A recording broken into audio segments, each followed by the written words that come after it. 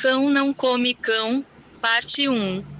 A história a seguir é fruto da imaginação do autor, e qualquer semelhança com pessoas vivas ou mortas é mera coincidência. Aconteceu em Cali, Colômbia. Ela era uma garota muito alegre e extrovertida que costumava sair para festejar com os amigos todos os sábados e nunca perdia um perreu, um tipo de dança reggaeton. Até o dia em que assistiu ao filme colombiano, Cão Não Come Cão, e foi possuída por um demônio que a deixou em transe, do qual não se libertou até hoje. Apesar de ter sido levada a uma igreja católica, cujo padre disse aos seus pais para a levarem a uma igreja cristã. Ao chegar à igreja, pastores cristãos oraram por ela em nome de Jesus. Mas ela permaneceu com o olhar perdido e havia perdido o controle dos intestinos, razão pela qual foi necessário colocá-la em fraldas. Este filme tem um alto conteúdo satânico. E sua protagonista é uma bruxa que invoca Satanás no filme da mesma forma que fazia na vida real. Um dia, o Senhor Jesus Cristo chegou onde seus discípulos estavam e viu que escribas e uma grande multidão discutiam com eles. Quando o viram, todos correram para cumprimentá-lo. O Senhor perguntou: por que vocês estão discutindo com eles? E alguém lhe respondeu: Mestre, eu trouxe meu filho, que está possuído por um espírito imundo. Ele o convulsiona, espuma pela boca, rende os dentes e fica rígido. Pedi aos seus discípulos que o expulsassem, mas eles não conseguiram. E o Senhor lhes respondeu: ó geração incrédula! Até quando terei que suportá-los? Tragam-no a mim. E quando o Espírito viu Jesus, lançou o menino numa violenta convulsão, e este caiu no chão e se contorceu, espumando pela boca. O Senhor perguntou ao pai: há quanto tempo ele está assim? E ele respondeu: desde a infância. E muitas vezes o espírito o lança na água ou no fogo para matá-lo. Mas, se podes fazer alguma coisa, tem compaixão e ajuda-nos. E quando Jesus viu que uma multidão se aproximava, repreendeu o espírito imundo, dizendo-lhe: espírito mudo e surdo, eu te ordeno, sai dele e nunca mais entres nele.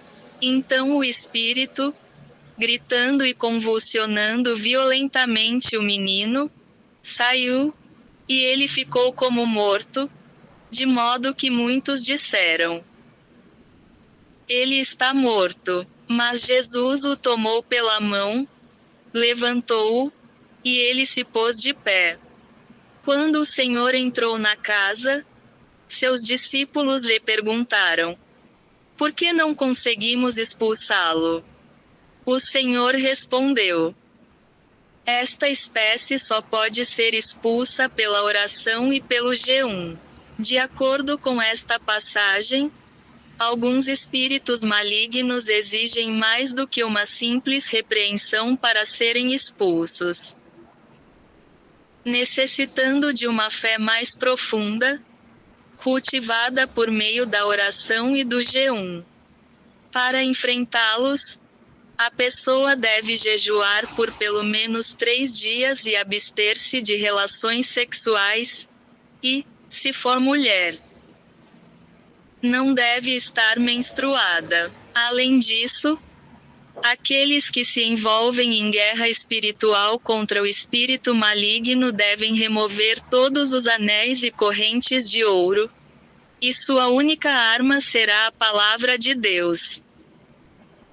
Se os apóstolos do Senhor não conseguiram vencê-lo, Como poderia um recém-chegado ao Evangelho, sem a fé necessária para confrontar o poder das trevas, ter sucesso? O apóstolo Paulo, que passou de perseguidor de cristãos a ser perseguido depois que o Senhor Jesus Cristo lhe apareceu no caminho para Éfeso, foi grandemente ungido. E Deus realizou milagres extraordinários por meio dele.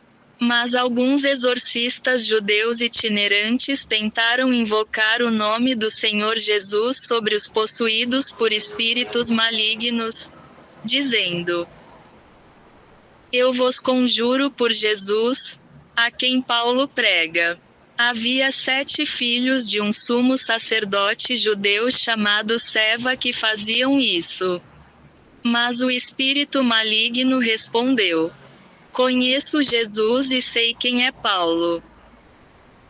Mas quem são vocês? E o homem possuído pelo espírito maligno saltou sobre eles e os dominou, de modo que fugiram daquela casa nus e feridos. Citei essas passagens porque uma vizinha da menina possuída, depois de assistir ao filme Cão Não Come Cão, e ver o estado deplorável da menina, decidiu confrontar o demônio que a possuía e tentar expulsá-lo. Essa mulher havia se convertido recentemente ao Senhor Jesus Cristo e não tinha experiência em guerra espiritual. Depois que ela se aproximou da menina e impôs as mãos sobre ela para libertá-la, a menina começou a agir de forma estranha e morreu 2 dias depois. Continua.